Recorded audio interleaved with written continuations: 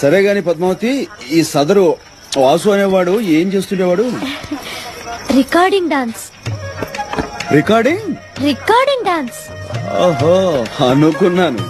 అందుకునేనా నీ చేతి wrong step వేయించాడు? రాంగ్ స్టెప్ ఏం కాదు, కరెక్ట్ స్టెప్లే. అసలు నిజం చెప్పాలంటే వాసుకి ఏ హీరో వేషం కడితే అచ్చు ఆ హీరోలో స్టెప్ వేసేవాడు. అసలు సినిమాలో చేరుంటే ఎంత పెద్ద హీరో అయ్యేవాడో తెలుసా? పాపం. ఇప్పుడు ఆ పని మీదే నీ 7 వారాల నగలతో చెన్నై చెక్కేస్తుంటాడు. ఏం కాదు, నువ్వెప్పుడు వాసు గురించి ఇలాగే చెప్తావు. వాసు ఎంత ఘాటుగా ప్రేమించాడో ఈ ఉత్తరాలు చదువు. అబ్బో, చాలా ఘాటు ప్రేమ. ముక్కు కూడా అదిరిపోతున్నాయి. నువ్వే వెగతాళి చేయక్కర్లేదు వాసుని. ఈ ఉత్తరం చూడు, రక్తంతో రాశాడు తెలుసా? ఎవరిని మర్డర్ చేసి?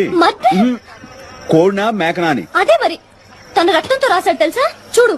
అబ్బో, అంత కలర్ ఇచ్చాడేంటి? దాంతో నువ్వు మనసు పారేసుకున్నావా? నేనే ఉత్తునే మనసు పారేసుకోలేదు.